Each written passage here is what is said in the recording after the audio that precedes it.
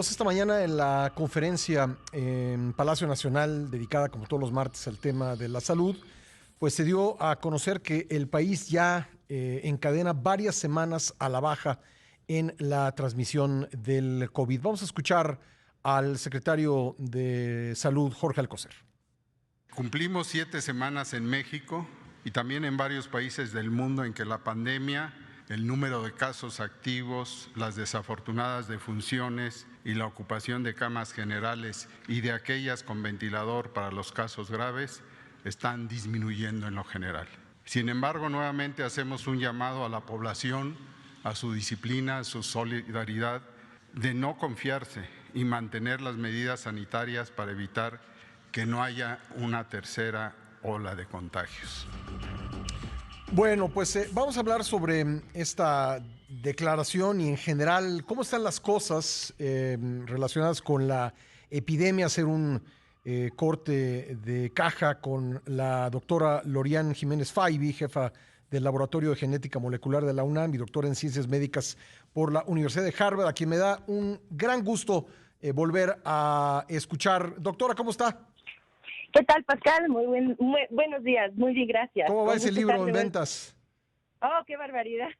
Pues muy bien, aparentemente, va muy bien en ventas, afortunadamente, sí. Qué bueno, pues qué bueno, felicidades por eso y también felicidades por su recuperación en un tema de salud. Nos dio muchísimo gusto escuchar esa noticia. Bueno, pues déjame preguntarle por esto, ¿cómo debemos entender esto de 7 semanas a la baja en el número de contagios? Bueno, lo debemos de entender en contexto, ¿sí? Esto que estamos viendo ahorita ya se vio antes. Creo que es muy importante aprender de los errores que se han cometido antes. Hemos tenido durante este año de pandemia, este primer año de pandemia, hemos tenido muchos aprendizajes muy importantes. Entre otros, esta situación de que de repente parecen haber altibajos, pero cantar victoria siempre ha resultado ser algo terrible a posteriori. No parece que estemos aprendiendo de esto. México hoy está sumando ya 194.944 defunciones en cifras oficiales, pero si esto lo contextualizamos junto con el exceso de mortalidad, estamos rebasando ya el 500.000 de muertes. Esto es una catástrofe nacional así de proporciones nunca antes vistas, ¿no? Entonces, a ver, hay que aprender de lo que está ocurriendo. Lo que está ocurriendo es, ahorita yo entiendo que muchas personas que hacen estadísticas y matemáticas sobre la pandemia empiezan a cantar victoria ¿cómo podríamos decir? Sin las interpretaciones adecuadas, ¿no? Dicen, pues vamos bajando. Sí, claro. Es decir, Brasil también iba bajando. Brasil hoy está virtualmente colapsado. Es decir, Brasil está en su tercera escalada. Igual que México, Brasil sigue en su primera ola. Hay que hacer una diferenciación. Ellos nunca bajaron, pues nunca controlaron el problema para decir que son olas nuevas como lo hicieron los países europeos, ¿no? Pero bueno, es su tercera escalada, está a la alza, tanto en casos como en defunciones. Brasil, antes de este punto, su punto máximo había sido 70,000 casos diarios. Hoy sí. Brasil está registrando arriba de 80,000 diarios, con más de 2,000 defunciones diarias. Esto no es el caso solo de Brasil. Hay varios países en donde está ocurriendo lo mismo. India había controlado el problema, hoy está al alza. Francia, Italia, preocupantemente, algunos países europeos como Francia, Italia. Pero para que lo que nos atañe aquí más cercanamente, ¿sí?, es que en Sudamérica hay una tendencia general de los países sudamericanos al alza. Si la gente recuerda, nosotros vamos solo semanas por detrás de Sudamérica en términos de la cronología de la pandemia. O sea, sí los hemos seguido, digamos, en términos de que vamos semanas detrás, lo que sucede en Sudamérica eventualmente nos sucede a nosotros. Sí, hasta particularmente ahora. Lo que sucede en Brasil. Es decir, que la tendencia de Brasil siempre ha sido muy similar a la de México, o como lo quieran ver, viceversa, pero vamos unas semanas detrás de Brasil. Ahorita el colapso que está sufriendo Brasil es porque las variantes del virus ahora se están convirtiendo en predominantes en su población.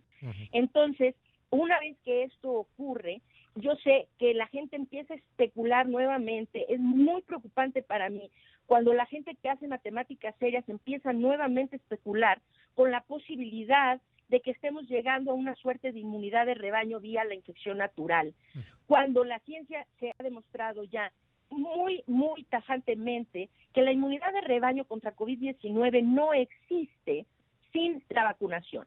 Es decir, vía la infección natural esto no existe. Está el caso de Palau en Brasil. Hay otros casos de poblaciones en las que se sabe que una proporción más grande del 70% ha sido infectada y sin embargo vuelven a colapsar dado la incorporación de las nuevas variantes o de variantes diferentes del virus, ¿no? Déjeme dejarla con esa idea. Tengo que hacer una pausa obligada, doctora. ¿Sería tan amable de esperarnos para continuar la conversación? Con todo gusto. Gracias, claro. gracias. Volvemos enseguida con la doctora Lorian Jiménez Faibi. Lorian Jiménez Faibi, que nos haya esperado en la línea para continuar esta entrevista. Doctor, ayer en una amable respuesta suya a un tuit mío, usted hacía notar algo que me llamó mucho la atención. Junto con el descenso en el número de contagios en México, pues también se da un descenso en el número de pruebas. ¿Hay relación entre una cosa y otra? Sí, a ver, aquí están ocurriendo varios fenómenos. Sí. Sí, hay una relación concreta entre ambas. México siempre ha hecho muy pocas pruebas, y esto lo sabemos desde el inicio de la pandemia. No solo ha hecho pocas pruebas, sino que ha sesgado el tipo de pruebas que hace, porque siempre ha sesgado hacia poblaciones de pacientes que ya tienen sintomatología y a medida que ha transcurrido el tiempo cada vez sintomatología más grave, ¿no? Entonces, esto siempre ha sido un problema importante de los datos que México reporta. Ahora, lo que ha pasado últimamente sí es sumamente preocupante porque las pruebas que México está realizando cada vez son menores, tanto en número absoluto como en proporción a la población. Es decir, estamos haciendo hoy un número similar de pruebas diagnósticas a más o menos mediados del mes de noviembre. Pero si se observan las gráficas de número de casos reportados y número de pruebas, estas son completamente paralelas. Quiere decir que nunca hemos llegado a un punto en el que pueda haber una independencia entre el número es decir, se llega a un punto en donde la cobertura de la población es suficiente y aumentar el número de pruebas ya no se refleja de forma directa sobre un aumento en número de casos, ¿no? En nuestro caso eso no ha sucedido y hoy sí es increíblemente preocupante esta baja, pero esto va de la mano con algo que es muy importante. Por ahí se hace el señalamiento de, bueno, si esto que estoy diciendo es cierto, entonces, ¿por qué también disminuye la positividad? La positividad en México hay que señalar que es muy alta. Somos el segundo país a nivel mundial con la positividad más alta, ¿no? Atrás de Paraguay, ¿verdad? Nada más por detrás de Paraguay, exactamente, sí. ¿No? Seguimos estamos hasta arriba siempre en la lista de positividad. Pero es verdad que la positividad tiene una tendencia hacia la baja. Nada más que, ojo, aquí no se mete un denominador adicional, que es esto de lo que no se habla. México es uno de los únicos países en donde las pruebas de antígeno comienzan a sustituir como diagnóstico oficial a las pruebas de PCR, que son el estándar de oro. En un análisis que ya he estado trabajando en él durante algunas semanas, aquí la situación es esto: la epidemia activa en nuestro país, si consideramos, vamos a decir, a la Ciudad de México y al estado de Morelos, escojo estos dos estados, ahorita explico por qué, entre la Ciudad de México y el estado de Morelos, estos representan el 42% de la epidemia activa en nuestro país. Es decir, cerca de la mitad de la epidemia activa está representada por la Ciudad de México y el estado de Morelos. Nada más que, ojo, hoy la Ciudad de México, el 82% de todos los diagnósticos que la Ciudad de México reporta están basadas exclusivamente en las pruebas de antígeno. Y este número continúa aumentando.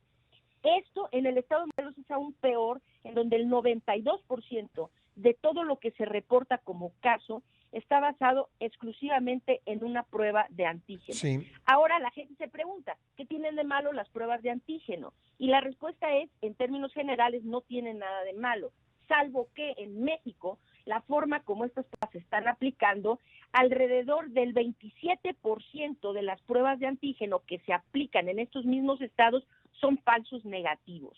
Sí, ¿Qué quiere decir? una vez que fui a hacerme una prueba de PCR, había la opción de la prueba de antígeno, decía, si la prueba de antígeno resulta positiva, usted es positivo a COVID. Si resulta negativa, tiene que hacerse la prueba de PCR. Entonces, digamos, la fiabilidad no es tan grande.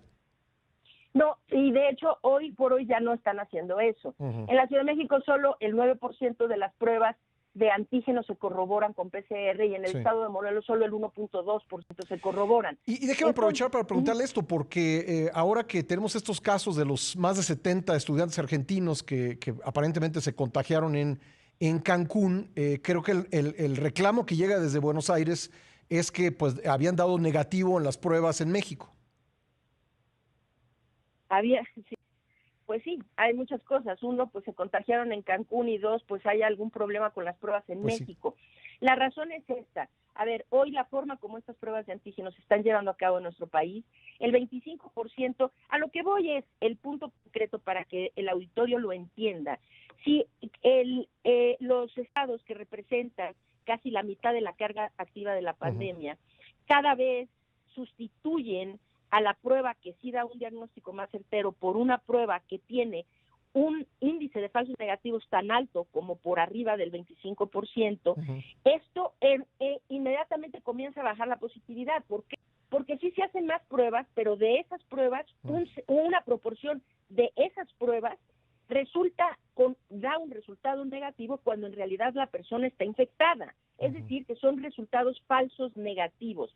Esto tiene que ver mucho, pero el bottom line, ahora sí que la conclusión aquí es esta.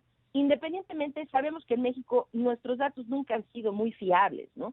Es decir, y cada vez hay menos transparencia. Ahora ya no hay investigación independiente sobre exceso de mortalidad, no hay bases de datos de vacunación, cada vez se vuelve más turbia la información que se presenta sobre la pandemia. Ahora, si aplicamos pocas pruebas y las que aplicamos pues, no son totalmente fiables, como ya describió usted, pues de secuenciación del genoma ya ni hablemos, ¿no? De saber la presencia en México de nuevas variantes como las que han llevado a un repunte en Brasil, Italia, Ucrania y otros países, pues no tenemos ni idea. No tenemos ni idea y esto es realmente muy, muy preocupante porque vamos volando a ciegas, pero antes era un solo factor, volar a ciegas por la falta de pruebas.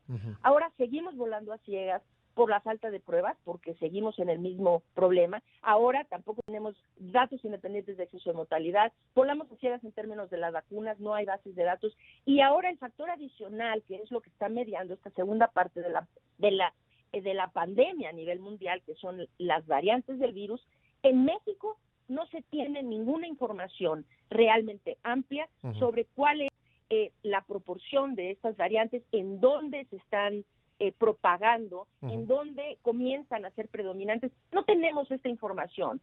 Así que, pues sí, como que estamos tratando de rascar, a entender el proceso que está ocurriendo y la verdad es que por los datos tan malos que genera la Secretaría de Salud, pues yo creo que sí conviene recurrir a lo que vemos en otros países, porque lo que ha pasado allá siempre ha terminado pasando también acá. Lo que está pasando en Brasil es lo que se puede esperar que va a venir aquí en las próximas 3 o 4 semanas. Y viene la Semana Santa, doctora. Pues yo le agradezco muchísimo que haya estado con nosotros este día, doctora, muy amable. No, al contrario, Pascal, un placer. Gracias. Muy buen día. Gracias a la doctora Lorian Jiménez Faibi, jefa del Laboratorio de Genética Molecular de la UNAM y doctora en Ciencias Médicas por la Universidad de Harvard.